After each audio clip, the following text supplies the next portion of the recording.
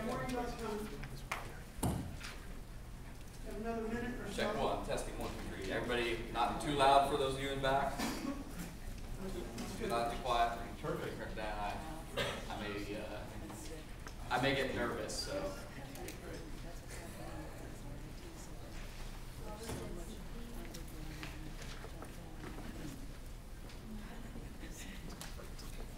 You guys do realize it's after lunch, right? You could go back up to your rooms and take a nap. I mean, just throwing that out there. We're not really here. This is an illusion. Okay. Not my illusion then, because everybody's wearing clothes still, so. Okay, I think I better take over here. My presenter gets in trouble. Okay, this is TNT 10. Got Centerpiece with Michael Finan from Finan. Sorry, my bad. I always get that wrong. I do know his school though and where it is. He's from the great state of Kansas, from Pittsburgh State University. Michael Finan, take it away. How's everybody doing today? Beautiful. I'm sorry that they put me after lunch and that you're going to have to put up with me while you're digesting. I apologize if anybody breaks wind. Please move to the back of the audience for everybody else's sake. You can come up here. I kind of like it. It's okay. I think it's spicy and exotic. I am Michael Finan. I am the CTO for New Cloud. We do some interactive campus map stuff. You've probably seen us giving away crap. We'll have some stuff later on today. I'm also a writer for .edu Guru. Show of hands, everybody reads, yes. Got our RSS feed in your readers and everything. You should check it out if you don't. Lots of good stuff there. The video, if you want to watch the video again from the pre-keynote, we've got it up already. I'm also the Director of Web Marketing for Pittsburgh State University. That is my full-time job. It's kind of what I do occasionally when I'm bored. If you want to follow me, I'm Finan on Twitter, Facebook, LinkedIn, that crap. And then if you're tweeting, I will read the back channel afterwards. You're welcome to talk badly about me however you want. Is Tony here? I don't see Tony yet. Oh, that's disappointing. He always is fun to talk bad about me. Anyway, HighEdWeb, TNT 10, do whatever you want. So to get started, what I want to do is I want to get everybody, audience participation first thing. I want everybody to read with me. I'm going to count down 3, 2, 1, and I'm going to click the slide. And then read whatever is there. I swear it's not bad. Sort of. Okay, but will everybody promise me that to start? Are you saying read out loud? Yes, read out loud. I want everybody to say it. I want you to shout it at me, okay? So I'm going to go 3, 2, 1. We suck. Awesome. That went better than I could have expected. No, I do that for a reason, though. I want to start this presentation as low as humanly possible so that we have nowhere to go but up, right? So that's a good way to get things rolling, I think. But no, really, what I want to do is, this is not a bad presentation, and I'm not going to be disparaging anybody as much as I like to. I actually have 3 goals. And the 3 goals I want you guys to walk away from this presentation with is, first, I want to inspire you a little bit, right? I want you to walk away from here with some ideas, maybe some thoughts, something you can take back and go, maybe we could do this. The second thing I want is I want to motivate you, right? And this kind of goes back to what Doug told us during orientation. You're going to go away from here with tons and tons of ideas. Try to do one of them. That's all you really need to worry about. And I don't care if it has anything to do with what I talk about. I don't care if I give you motivation to do something you got out of another presentation. Just go do something. The third is the hard one, though. The third one is the one that takes a little bit of time and effort, and that's, I want to get your brain into a mode to think about how to innovate. Because innovation is what's really hard about what we do, right? It's hard to go out there and be new and be cutting edge and always be out there doing and coming up with all this new stuff. And that's sort of the crux of what I'll be talking about today, is this idea that we're all starting to work in this zone, and we need to get out of that zone. So, to start things off, I got to go to the past. And when I talk about the past, I'm really talking about getting into the dark ages of our websites. That's roughly 10 years ago. I picked this specifically, though, because 1, it was easy. 10 years is a nice round number. But 2, about 10 years ago, we all had a site by that point. We'd all gotten into a position where we'd set up a site, maybe we'd gone through a redesign, maybe we were getting ready for our first redesign, and we were starting to maybe pull in some of those first departments that had been rogue and had started trying to get some stuff put together. I want to look just at a few of these, like Boston University. Actually had a very nice start. They have a visual centerpiece, which I'll get to in a moment. They kind of got together with this little navigational guy down here, some tabled layout, which is yay. SUNY New Paltz. Actually, this is a great example of what we were working with 10 years ago, right? Can you feel the 640 by 480 just oozing out of this screen right now? Good example of the constraints we were working within. University of Missouri, starting to play with audience-based navigation, kind of a new thing for them. Us. Dear God, I don't know. I think we got shot in the face by a content cannon here because it's like, hey, look here. Harvard also kind of like Missouri though, except they were going more task-oriented rather than audience-based. The thing about all of these sites, the thing that really makes it kind of cool to go back and look at what people were doing 10 years ago is that everybody was doing things differently. We did this for one good reason. The people working on these sites back then were clueless. I mean that in a nice way. I'm not trying to say, you know, the people, because I'm sure some people are here. Who was here 10 years ago working on these websites? See, I'm not saying anything bad about you guys. What I'm emphasizing is that we don't have what we have now. We don't have, we didn't have the null evidence research that was talking about what students expect, what people are looking for, UI research, all of this stuff we have now that we can lean on and go, here's the things that we are pretty sure work right. And so it made things kind of exciting. The way we were working was a lot different. We were doing a lot of experimenting. Who knows what will work? We try it, see what happened, measure it, and maybe do some changes. The thing was, we had no fear. Because if a site went down 10 years ago, if it was down for a few minutes, we'll fix it, get it back up, good deal.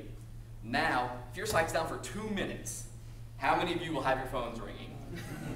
Yeah, that quickly. I'm down for 1 minute. I've got enough people right now that 1 minute and I will have a phone call in my office. It's hard to be daring when you've got that much pressure on your websites. And that's kind of, that's part of the problem. So today we've changed a little bit, right? We don't work the same way that we used to work. Now we take ourselves much more seriously. Not that that's a bad thing. We have to do that because as an industry, we've really changed into something that is much more legitimate, basically. We've built our industry. We've given ourselves titles: Director of Web Marketing Manager, UX Designer, these kinds of things, because not only are we trying to take ourselves seriously, but we want other people to take us seriously. We've kind of changed our edge. That's what's happened. Before, we were kind of like the machete. We're sharp, we're hacking stuff, we're doing whatever we feel like. Now we're kind of like a finely honed knife. We're still sharp, we're still cutting, but we do it in a different way, and we take care of ourselves a little bit different way. To give you an example, there's a good word that I think can kind of qualify how we work now, and it's the word cool. As an example, I worked in our CMS to develop a job system.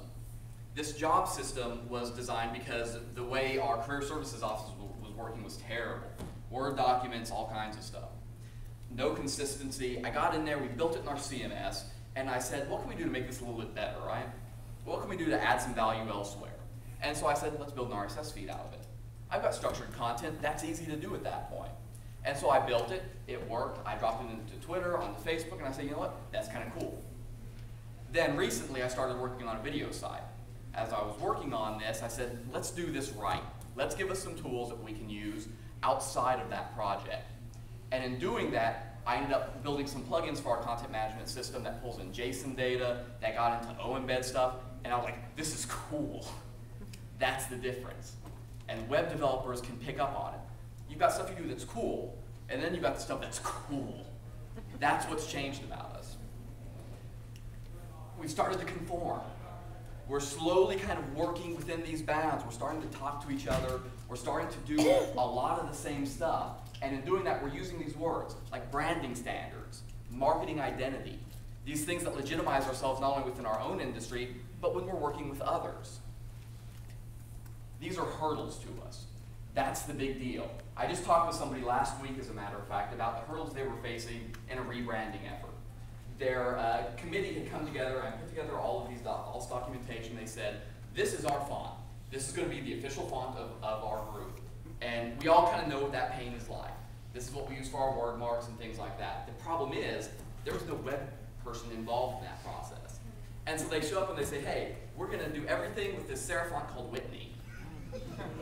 Everything. I hear the groans. Let that sink in. I'm not talking about just the word mark. I'm not talking about just the navigation. They had set it up where that would be everything. Body text, all of it. Of course, we as web people understand you can't do that kind of stuff. It doesn't work that way. And so it became a hurdle. And she says to me, I'm already on it. I'm already talking to him and explaining why we can't do this. But because we're forced to work within these other worlds now, it becomes a problem.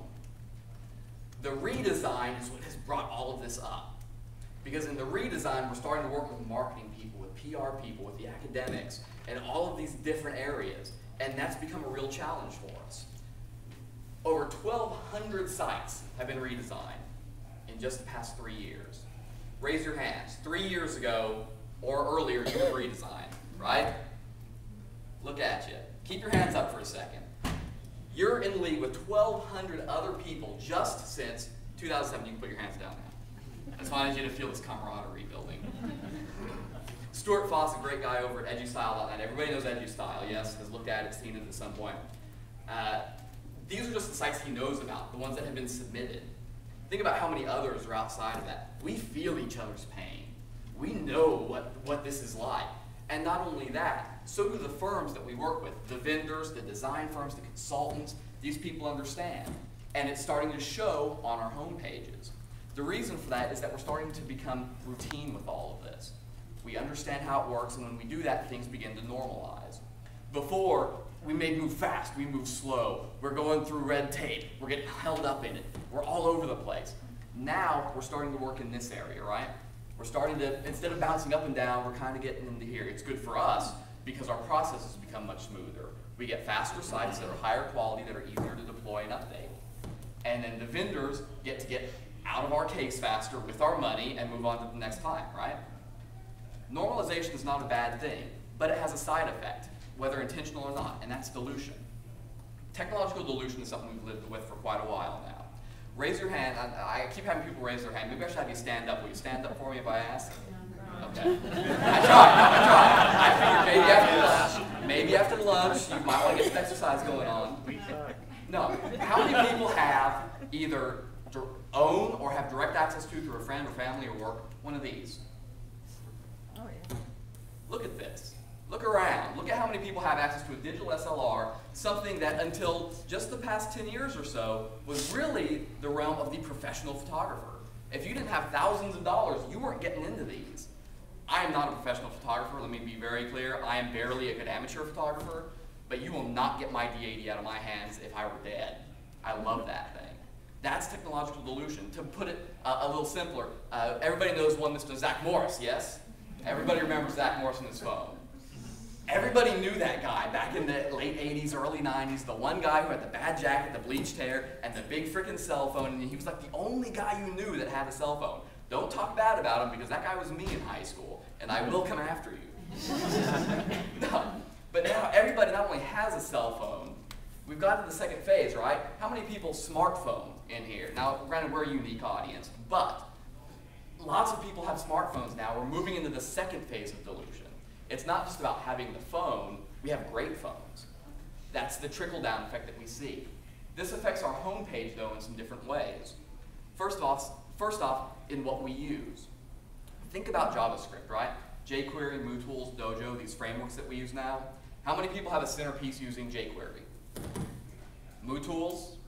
No MooTools people. No Dojo people either, probably, right? Okay, so jQuery is where we'll stay.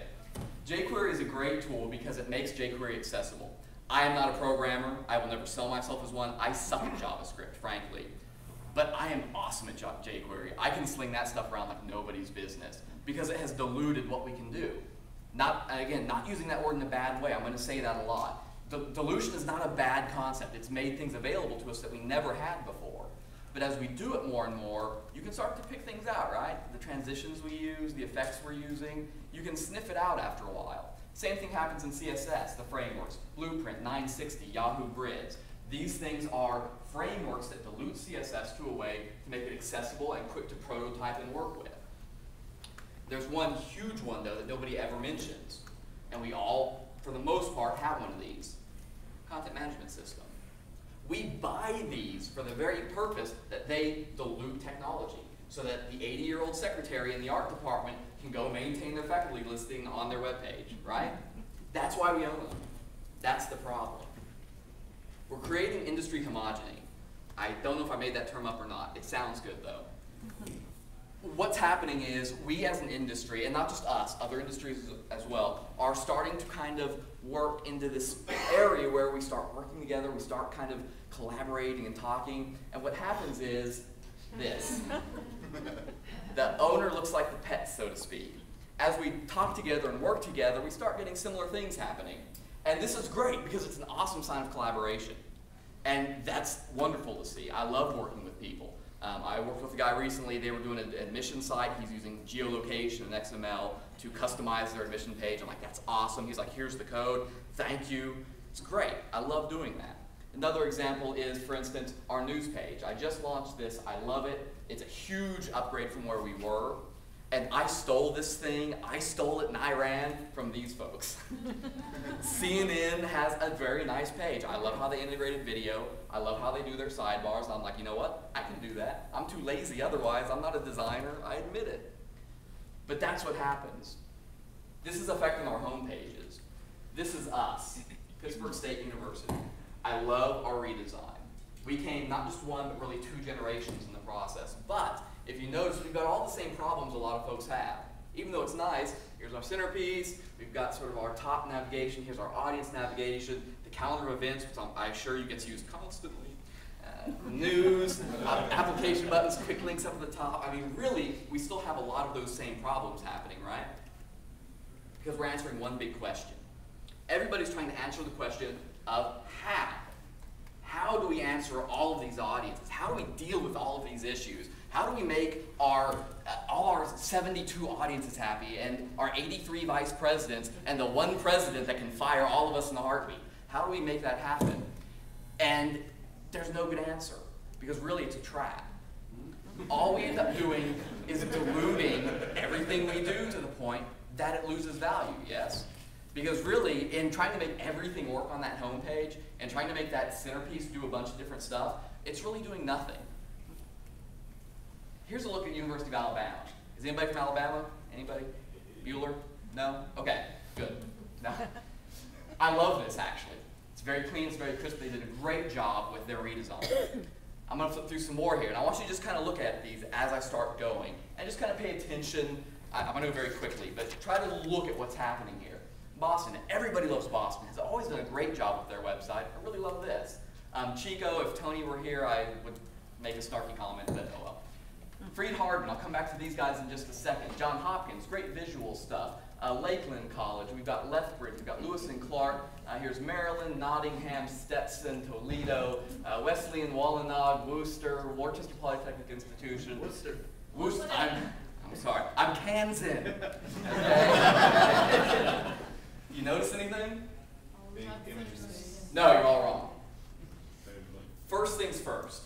If you noticed anything, I hope you noticed they're all well done. Every one of these schools has done a fantastic job with their redesigns and getting these tools in place.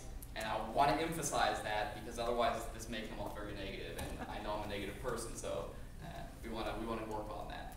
They're also very pretty. They all flow in well. They all sit inside of these nice redesigns very nicely. The best thing about all these, there's one awesome thing about all of these. There's no girls under trees. However, I call out Freed-Hardeman. Because by God, we will not let girls in grass take us over. Freed-Hardeman, anybody? I always have to be careful when I use examples, but okay, nobody from Freed-Hardeman. I'll email them and apologize. No. There is 3 categories that these all fall into. All of these centerpieces kind of have themes, right? The first is the visual. A good example is Johns Hopkins. You're looking at stuff that is very centered on the photography of what's happening, the imagery of campus. Doesn't mean you can't click through them, because obviously these click onto other stories, but the centerpiece itself is really designed around the act of making you look and stare at the screen, and the longer your eyes are here, the more likely you are to do something. The second are the informational centerpieces. These centerpieces are the ones like Stetson that have gone in and you've got links within your centerpiece, and those will likely not change frequently. The imagery may change, the wrappers may change, but you're linking into stuff that you want people to read. Again, random stuff. The third are the storytellers. Marketing and PR people love these, love them. Boston, for example, all about spreading the news of campus, right? Talking about the events, telling about, you know, the cool professor with the tattoos up and down his arms who rides the motorcycle and comes in, you know, on his chopper and does all this stuff.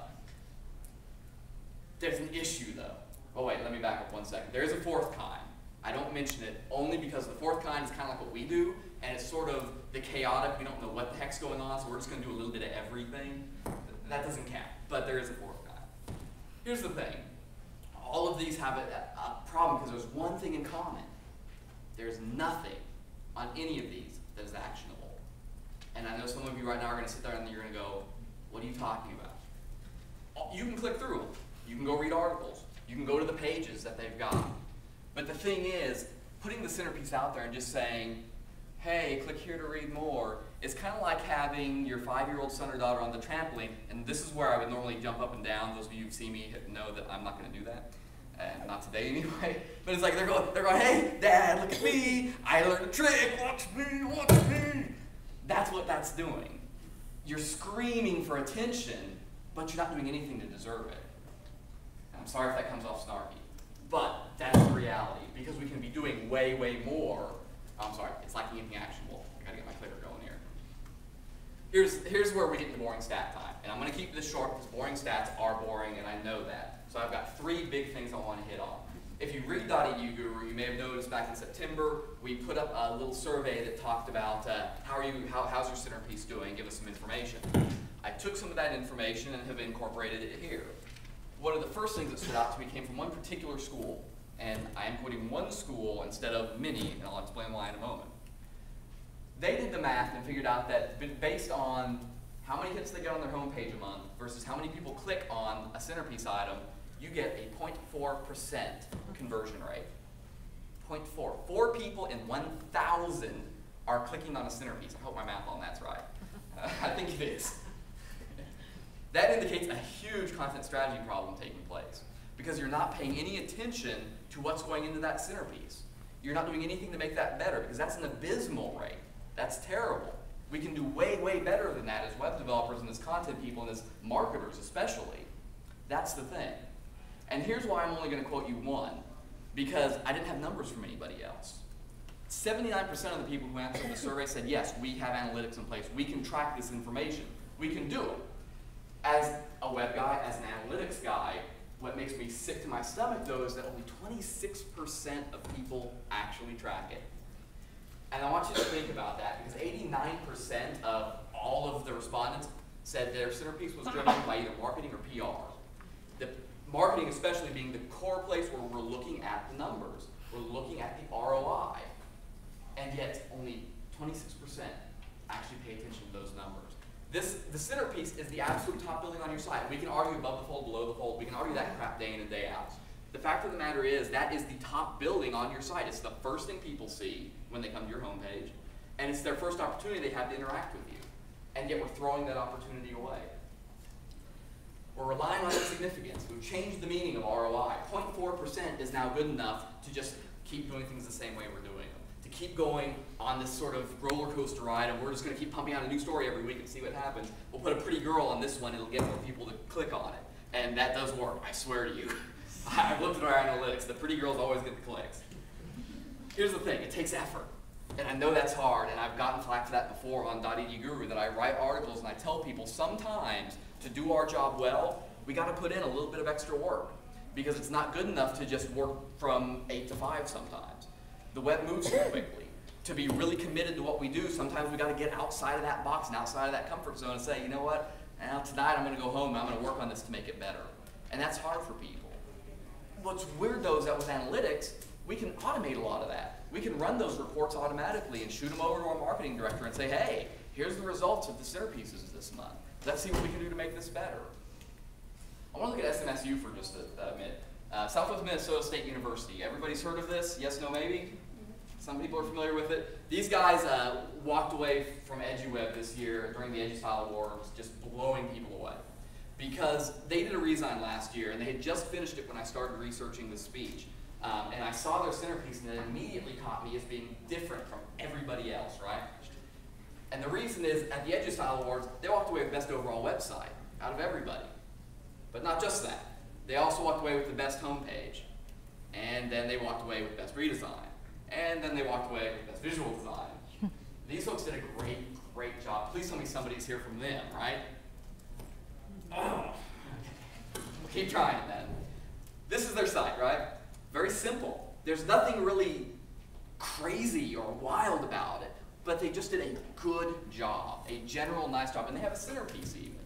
And so I'm not here trying to tell you, get rid of your centerpieces, because these guys are setting the standard.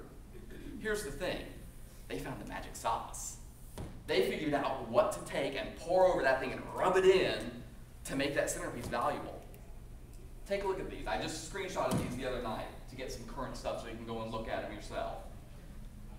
These are just 4 of them because I had some space that I couldn't really fill. I'm not a designer. Look at these for just a second though. Let it sink in what you're looking at.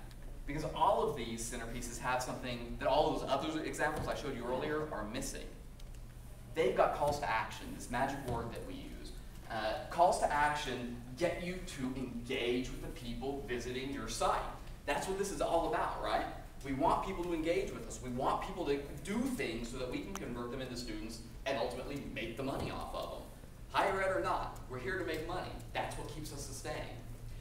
They use words like click here, sign me up, bookmark this, verbs that get your brain thinking in this way of action. I'm going to do something. Your brain starts moving within those words. They're commands. When I was a debater in high school, which is now more years ago than I care to admit, even though I know I look young, it feels bad. One of the first things we learned was in your second rebuttal, you do not give the judge a choice. You don't go up there and say, hey, I hope you vote for me. I hope we did good enough for you. No. When you're talking to somebody in those situations, you tell them what to do. You tell them, I want you to vote for me. I command you to vote for me. We did this better than them. So you're going to come here. That's what we need to look for in these centerpieces. But I have to caveat this, because this is just a symptom of a bigger problem, a bigger kind of design and web problem that we have going on. And I could very easily stand here and say, okay, so here's what you walk away with. Leave here, go redesign your centerpiece, put some call to action in it, and awesome, great job, we'll see you guys later. I'm not stopping there though, because that's not good enough. If all we do is copy SMSU, we've only normalized ourselves again. We've only copied each other and put ourselves back in this box. We've got to keep things rolling. If SMSU is still using that exact same centerpiece 2 years from now, they will have failed at one of the core points of their redesign. Because you have to keep going and you have to keep improving. You can never stop at that.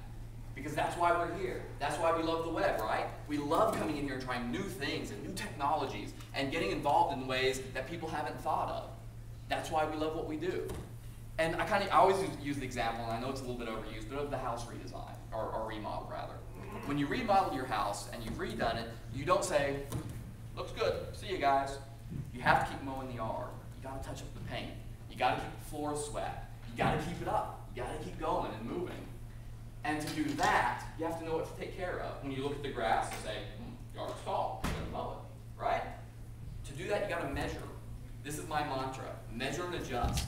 I've said it before in articles, I've said it in other presentations. You have to measure and adjust constantly, because that's how you keep improving.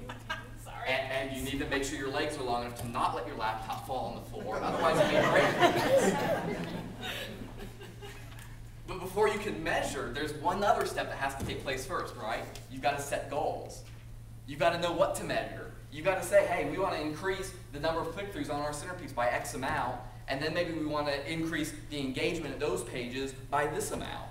You need to set those goals, not just for your website, but for yourself, so you've got direction with what you're doing and you know what to measure and then what to improve. That's how we get that thing going. We've already done that once. Everybody in here was raising their hand when we did the redesign, yes? So we've already met one goal. We took something very ugly and we made it pretty. Most of the time. We've got to get rid of these old conventions that we're using, right?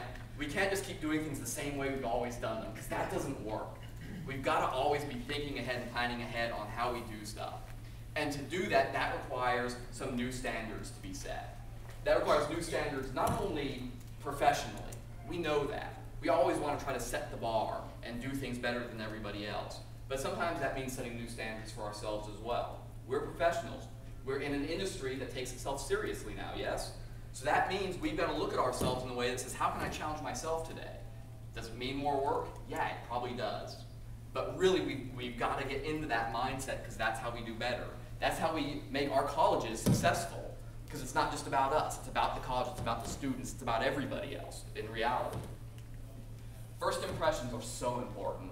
And I hope those of you who haven't met me today will walk out of here thinking that maybe I'm not as insane as I sometimes come across. Some of you will probably walk out of here thinking I am more insane than I come across. That's okay.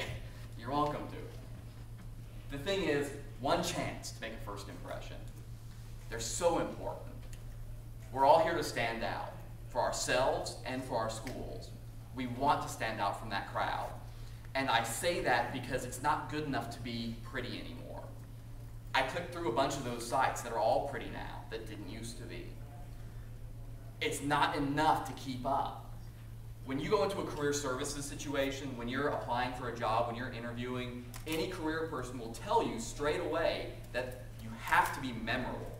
It's not about being the best, because you can't be the best all the time. But when you apply for a job, you can call them and follow up and say, hey, I just want to make sure you got everything, right? Okay, awesome.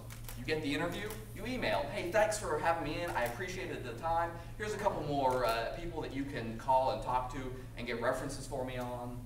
It's about standing out and keeping yourself in a frame of mind that when people look at you and you've got students that you're competing for with other schools in your region, with other conferences, it doesn't matter. You don't have to be the best all the time, you just need to stand out. I want to thank everybody today for coming in here. I'm amazed by how many came in. You're all beautiful, except for Tony Dunn, which would have been way more funny if he was here. I didn't have time to take it out. Anyway, fill out your comments before you leave. I really will appreciate any feedback that you guys give me. If you've been tweeting HighEdWeb TNT10, I'm at Feenan, and I will happy to facilitate any conversation, hopefully two-way rather than one-way. Okay, wait. Before we apply.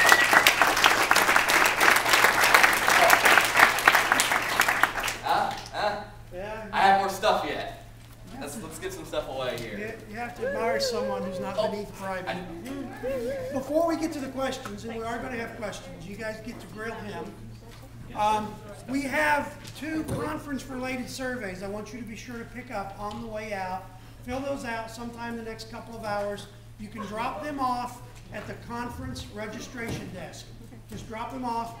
One has room for your name and phone number, because there's drawing for prizes, okay? So, with that, who's first? Who's got the first question?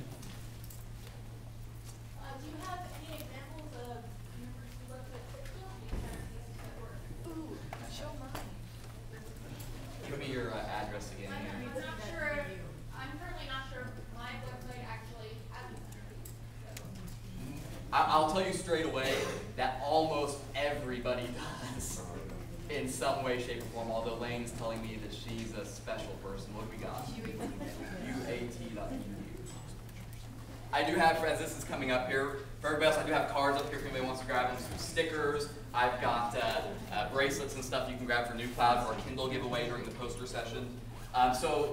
She was asking if, are there any good examples of schools that are not using centerpieces? Because I think we're not using a Centerpiece because it's on every page, but... Okay, so We use it, but we don't use it well. oh, okay. So don't use Langside as an example. Sorry.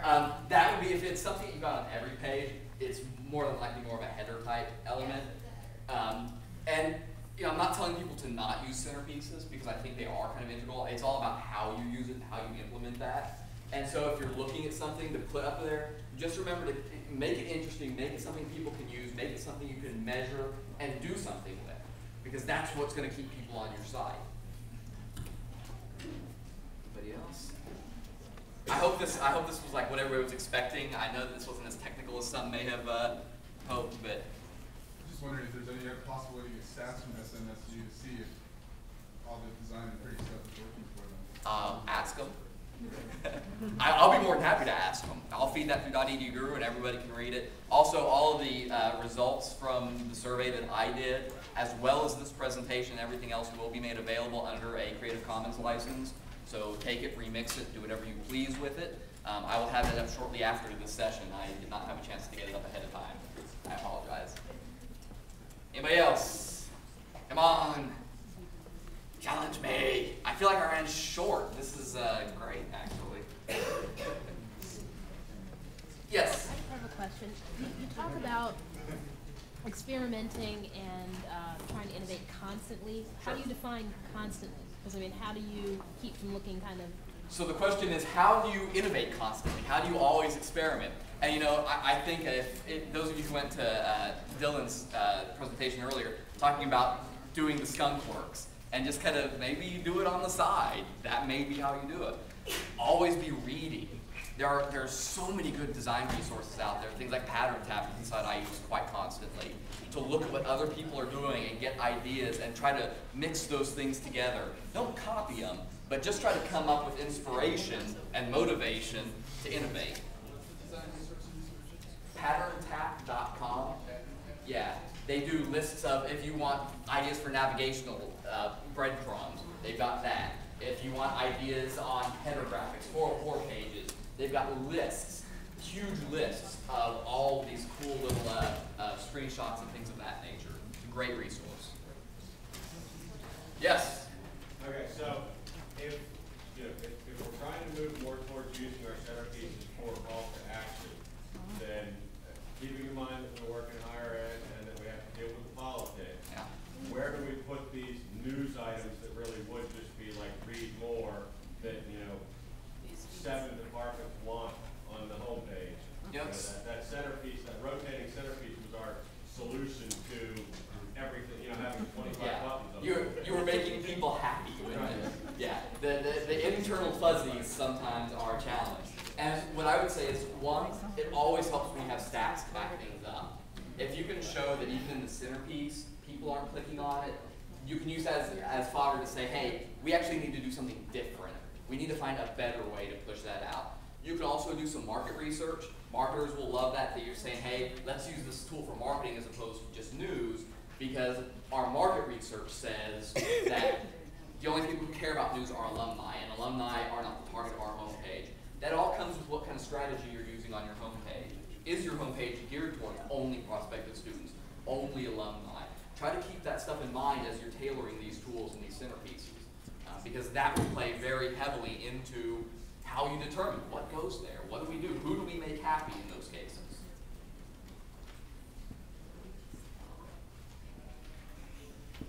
I did run short. I skipped some slides without knowing. Yeah, go ahead. Sometimes I feel like these centerpieces are total distractions from what people are trying to do.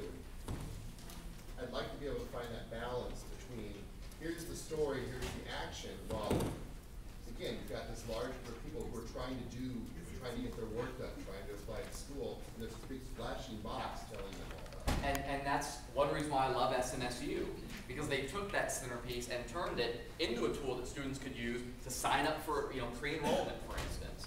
It was something that they could actually use in what they were trying to do. And that's what a lot of us are missing. And that's exactly why I wanted to talk about this, because so often we do use it just as, for instance, a tool to make people happy. And our site isn't there to make our internal audience happy, at least not the homepage, generally speaking. It should be to address the core marketing needs of our school and to get those prospective students to engage with us. The longer they are there, the more they are engaging, the more chance we have to turn them into a student and make money on them. That idea, the whole cradle to endowment that got mentioned the other day, great example. We've got our cradle to endowment, application to endowment. We've got to get them in that door, and the longer they're there, the more chance we have to do something with them. And if they're engaging, that's the sign. Otherwise, we're just, like I say, screaming for attention. We're just saying, hey, I hope you look at this and stay here and read this stuff. Yeah? What are some good actionable ideas for non-homepage sites? Okay. Schools, colleges, departments? Sure. Anything that involves directly engaging with any of the programs is great. If you're looking, for instance, to use a centerpiece not on your homepage, perhaps school sites have got centerpieces or departmental sites have got their own centerpieces. Looking at ways to, you can get rid of that if you want. I have a Dvorak layout, so you may just want to hit the escape key or otherwise you may just like delete my computer. Anything that involves, for instance, things that the school is trying to engage students in.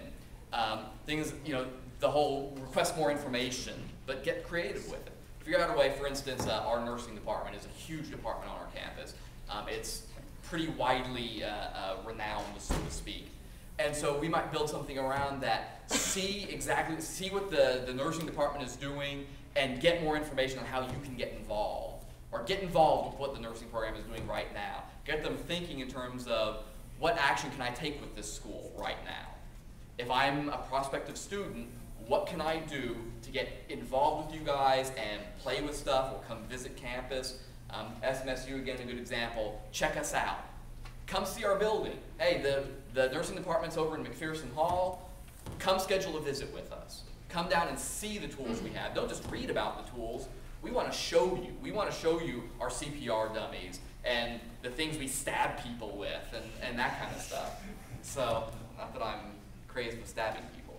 I have to fly tomorrow, so don't spread that around. No. I got 5 minutes left. How did I run so short? Was I that nervous? Did I seem that nervous? God. How often does the message change? That depends, and I actually looked at that with some of the survey results. The average school is running 4.5 centerpieces, like elements, like rotating elements at a time. And they vary pretty widely in terms, like we do weekly. We do one new story in our centerpiece every week. We have between 4 and 6 totals. So we drop one off every week and replace it. Some do it semi-monthly or bi-monthly, every other month, whichever one that is. Some will do it quarterly. I had some people answer whenever we feel like it. I mean, and the spread was pretty even. So it really comes down to, what's your goal? What are you trying to get across? If you're doing real seasonal stuff, pre-register for enrollment, obviously that's not going to be useful after date X. And so it kind of depends on what engagement you're trying to encourage. What are you trying to get students to do, and how timely will that, or how long will that remain timely to them? So let that drive. Don't just set up a routine. We're going to put one new thing out every week, because that doesn't address the core audience. That's addressing your workflow. And it's not about the workflow, it's about the student needs, and student needs will change. Maybe something is relevant for a month. Maybe something else is relevant for 5 days. Work with that rather than the workflow. Any other questions? Very nice, Michael. Thank you. Thank you all.